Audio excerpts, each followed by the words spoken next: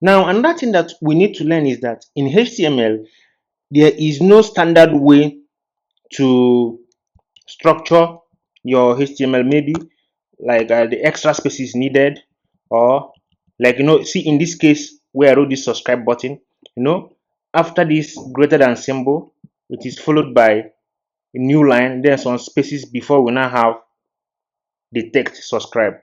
So we can bring it up here and it will still render. So in HTML, extra spaces are ignored. Any extra spaces are all ignored.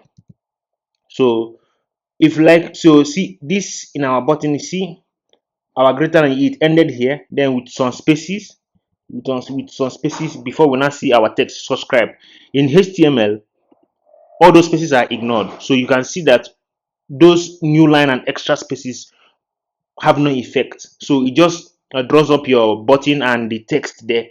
Any spaces there are all ignored, except the space that you put in between the text. Like for example, put a space here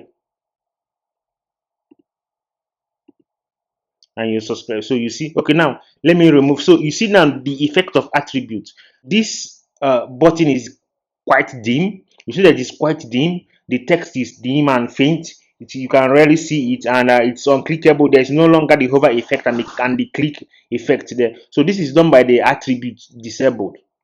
So you see it's done by this attribute disabled. So you see when I say that attributes are used to modify elements. So I used to add your own UI field to the element. So this disabled attribute is used to disable an element, especially use buttons, used to disable a button from it to become unclickable. So you see this boolean attribute is that the user cannot interact with the button. So the user cannot interact with the button because, like I said, whenever you declare an attribute without a value, it is set to true. So we can just come now to disable this effect. You just come here and set it to false. Then we'll reload. Let's remove it. So you see it becomes visible again, and every effect is clickable, and the hover effects, yeah, it comes to life. So now coming to the extra spaces, so you see that the all extra spaces, like I said, they are being ignored, except any extra space coming in between text. So they now interpret this as a complete text. So with the space in here being admissible as also a text, so it appears, it is taken into context and into action, and it separates the two words. But from anything else from here to here, even if you do this thing like this, separate it to this, all these spaces are all ignored. So even this our HTML extension also helps us to structure our HTML very well, so that it will be very good looking and well structured. So all spaces in HTML are all ignored except the one in between text. Now let's look at popular HTML elements. So first we have seen the button element. So it's one of the most popular HTML elements we see. So the next element, let's look at the paragraph element. Now the paragraph is just used to add paragraph to our text, or sorry, just to add paragraph element to our HTML. So to declare it, we start with the left less than symbol followed by P, then we close it. Then so the paragraph element is a non-self-closing element, so it must follow this path for you to close it. So in between, we can now write our text. This is a paragraph. So even VS Code gives you hint of the elements that you are using. So it says here the P element represents a paragraph. It pulls it from the MDN Mozilla Developer Network reference. So you see that this is a paragraph. So you see it renders a paragraph for us. Yeah, it renders a paragraph for us, and it's also a presentational element. So whenever you declare it in your HTML, it will appear in our browser. Now the next, it just used to add paragraph to text. Now let's say there's also more text here. This is a long paragraph. Very good. And now we want to add another text here, but we want it to start from here. We want to add a paragraph, like a paragraph when starting up a sentence. So to do that, we'll set up another paragraph element, open and close it. Then inside it, we'll just say this is another sentence.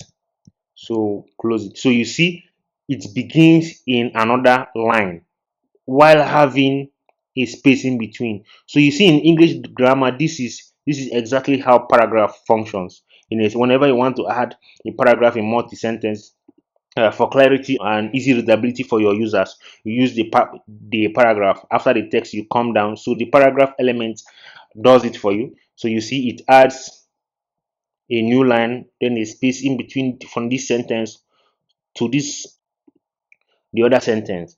So the next element you are going to look at is the anchor element. Now the anchor element is used to add links and add navigation to your document. To do that, we will start with the less than symbol. Then the anchor element, the name is A. That's all, the name is A. Then you close it, and then you write a text in between. This is an anchor element. Then we'll close. So it adds a link. Now there is no link here. There is no clickable link here. So to add link to an anchor element, we will use the href attribute. Remember, we have talked about attributes is used to modify an element. So now to modify this anchor element for us to insert link there, we just use the attribute href. So you see, reading it, you see that contains a URL, or it contains a URL or URL fragment that the hyperlink points to. So it's used to add hyperlink to your document, a clickable link that when you click on it, it will move to the other page, navigate to another page, or navigate to another section of your page. So now let's just navigate to YouTube. So just write the full link of YouTube, youtube.com. So we'll close. So you see, we added the href link, and with the link, like we want this to move to YouTube. So let's change this and to go to youtube.com. So you see, when we save, come to our browser, you see it transforms this to another thing. So it's clickable. There's an underline here, and when you hover over it, you see that it goes from our pointer to a hand, to a pointing hand. So now this tells you that this is clickable, that you can click on it and it will navigate to youtube.com. Also notice that when I hover over this, see that there is a little hover text that comes here. So you see that, let's go over. So you see it now. You see that it contains the href link, the value. So when we click on it, it will navigate to YouTube. We clicked on it and it navigated to youtube.com. So this is how the anchor link is used. Now, another usage of this anchor link also is to navigate to another element. Instead of this full link, we'll just come here and add the ID of that element. So let's see the ID of element. We just added the ID of an element.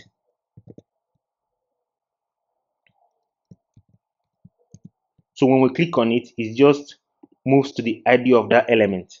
Now, let's see how this works. First, it moves to the ID of an element that is not visible in this window. So, in browser, we have a window that is visible and also window that is not visible. We only make it visible while we scroll.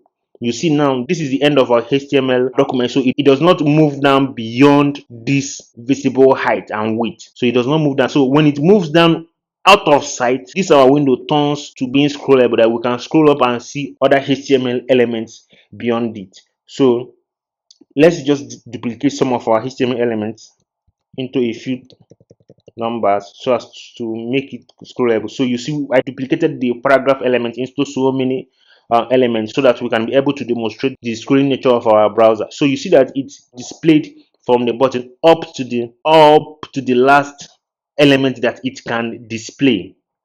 the elements that it renders are way beyond the height of the browser, it will still render it, but the other text that are not visible will scroll into view when we scroll this page. So you see that everything comes into view to the last section or to the last element, and then the scrolling stops. Then while scrolling down, you see that the topmost part of our document goes out of view, so we can still scroll down and they will all come into view. Very good. Now let's move this our anchor element to display after our button. So you see it comes here. So now let's set up a paragraph element.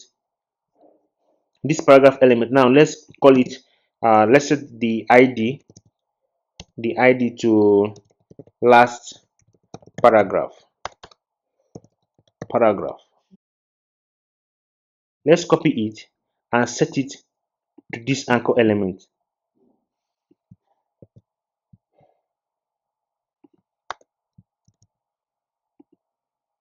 Then we'll come here, then let's click. So you see when we click on it, you see that it moved to this last paragraph. Let's change the text so that you will see this is the last paragraph. Now let's start afresh. Let's close, then refresh. Now when we click on this, it will scroll down to bring up this is the last paragraph into view. Now let's do it. See, we click on it and then scroll this last paragraph into view. Then see also what happened in our URL. You see that it added an extra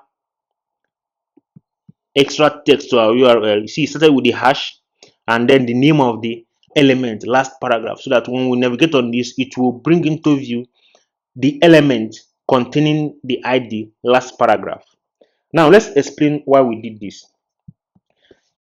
Remember I said now this href attribute is used to navigate to pages. Also, it can also be used to navigate to elements.